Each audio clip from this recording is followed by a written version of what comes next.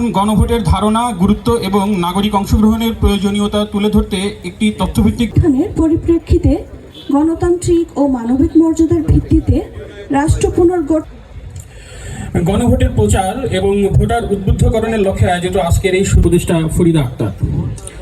অনুষ্ঠানে বিশেষ অতিথি হিসাবে উপস্থিত আছেন পিরোজপুর জেলার সরকার ও সাংবিধানিক প্রতিষ্ঠান কেমনে হল।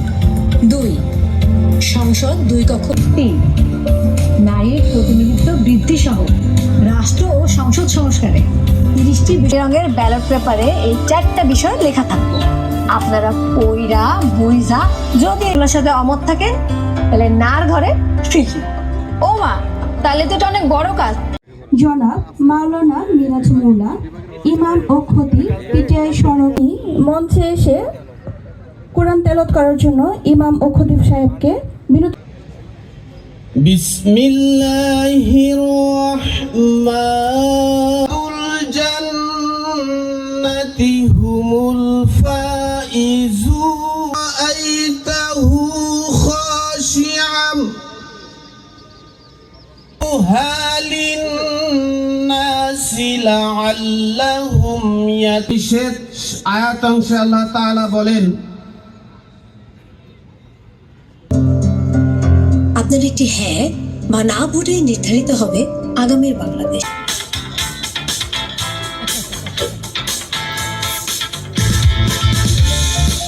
বিদীর্ণ হয়ে যেত। ওয়াতিলকাল আমসালু নাদরিবুহা লিন-নাসি লাআল্লাহুম ইয়াতাকুন। অর্থ, আসসালামু আলাইকুম। 5ই আগস্টের আগেই তাদের আদর্শের মধ্যে বা তাদের ভবিষ্যৎ কর্মকাণ্ডের মধ্যে সন্নিবেশিত করেছে। যেমন 2 বারের বেশি একজন সরকার প্রধান হতে পারবেন না, উচ্চকক্ষ থাকবে সংসদে, স্বাধীনভাবে আবার তত্ত্বাবধায়ক সরকার সংসদে সন্নিবেশিত করা হবে।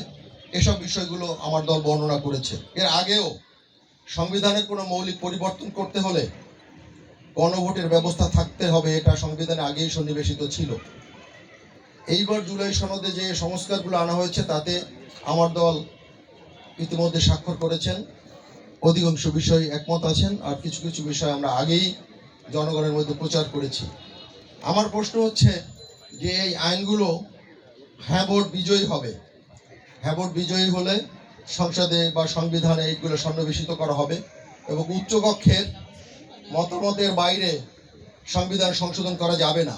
কিন্তু যে দল সংখ্যাগরিষ্ঠতা পাবে উচ্চকক্ষে আনুপাতিক হারে উচ্চকক্ষের সদস্যদের নিতে হলে তো ওই দলেরই সংখ্যাগরিষ্ঠতা থাকবে, তখন তো ওই দলেরই সংবিধান সংশোধন করার এখতিয়ার থাকবে। আমার কথা হচ্ছে এই আইনগুলো বা এই সংস্কার বাংলাদেশে ভবিষ্যৎ স্বৈরাচার তৈরি করতে আসলে কতটা স্থায়ী এবং উৎসই হবে এ ব্যাপারে অন্তর্বর্তীকালীন সরকার কতটা নিশ্চিত? স্বৈরাচার কখনো কোনো জনমনের উপর, জনসমর্থনের উপর শ্রদ্ধা রেখে কেউ স্বৈরাচার সৃষ্টি হয় না। অতীতের যত স্বৈরাচার সৃষ্টি হয়েছে সকলেই জনমতকে উপেক্ষা করে, জনগণের রায়কে উপেক্ষা করেই সৃষ্টি হয়েছে এবং সে এগুলোকে কোনো জনগণের প্রতি সম্মান দেখানোর প্রয়োজন মনে করে নাই, বিধেয় স্বৈরাচার সৃষ্টি হয়েছে। আমরা অতীতের যে 12টি সংসদ নির্বাচন দেখেছি, সব নির্বাচনগুলোকেই আমরা বলতে শুনেছি এবারের নির্বাচন সবচেয়ে ভালো বা ব্যতিক্রমধর্মী, কিন্তু সকল নির্বাচনের পরেই আমরা আবার পূর্বের অবস্থা ফিরে যেতে দেখেছি। তো আমার প্রশ্ন হচ্ছে এত কথা বলার যে বর্তমান অন্তর্বর্তীকালীন সরকার কতটা নিশ্চিত যে হ্যাঁ ভোট নিশ্চিত হলে আর স্বৈরাচার এদেশে সৃষ্টি হবে না? এ ব্যাপারে শুধু কি আমাদের এই কাগজগুলোই উদাহরণ, না অন্য কোনো পরিকল্পনা ওনাদের মধ্যে আছে? সকলকে ধন্যবাদ। আসসালামু আলাইকুম। দেখতে গিয়েছিলাম একটা ছেলে যার 2টা হাতই মানে কেটে ফেলতে হয়েছে কারণ গুলি লেগে। সে বলে কি আবার ডাকলে আবার যাব, মানে হাসপাতালের বেডে বসে সে বলছে একটা প্যাকেজ। ঠিক আছে, আপনার বাজারে গেলেও কিন্তু অনেক সময় দেখবেন যে কিছু কিছু প্যাকেজ বিক্রি হয়, সেখানে তো আপনারা একটা আইটেম বের করে বলেন না যে এইটা বাদ দিয়ে আমাকে প্যাকেজটা দাও, আপনাকে পুরো প্যাকেজটাই নিতে হয়। এটাই গণভোটটা হলো, এমন এমন মৌলিক বিষয়গুলোকে নেওয়া হয়েছে যেখানে প্যাকেজ হিসেবে আপনি যদি একমত হন সেটাতে হ্যাঁ বলবেন, আর যদি একমত না হন তাহলে না বলবেন। এখানে আমাদের ভূমিকাটা কি? কেন আমরা আবার এখন উপদেষ্টারা কিন্তু আজকেও বিভিন্ন জেলায় যান, যশোরে যান, অন্যান্য জায়গায় যান, আমাদের অনেকগুলো উপদেষ্টা সব জায়গায় আছেন। আমরা কেন আসছি, কেন বলছি যে হায়ের পক্ষে আমরা কথা বলতে চাই?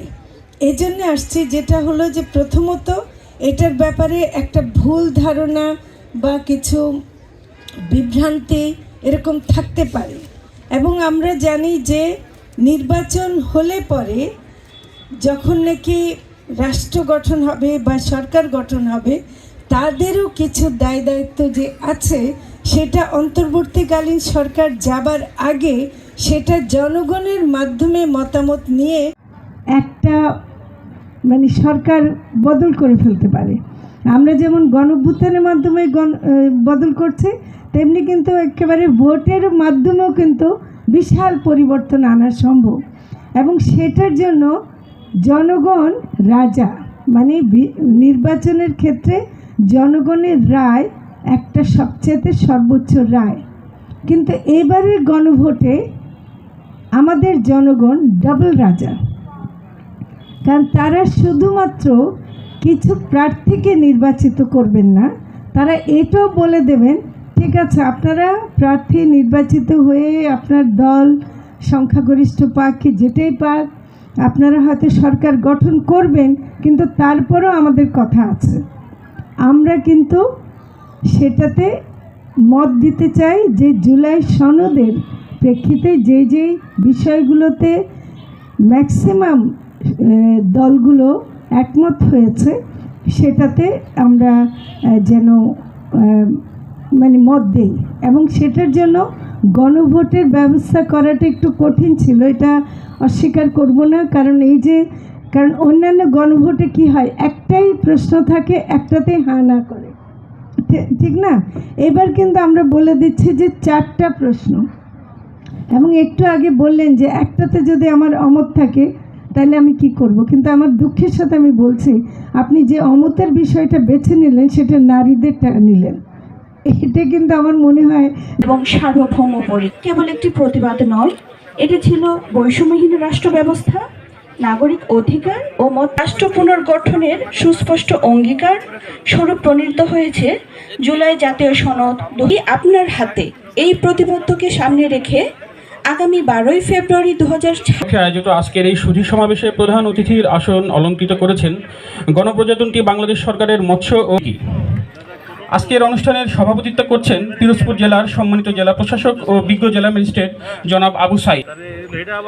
সম্মানিত সুধী, আজকের অনুষ্ঠান শুরু করা হবে পবিত্র ধর্মগ্রন্থ থেকে পাঠের মাধ্যমে।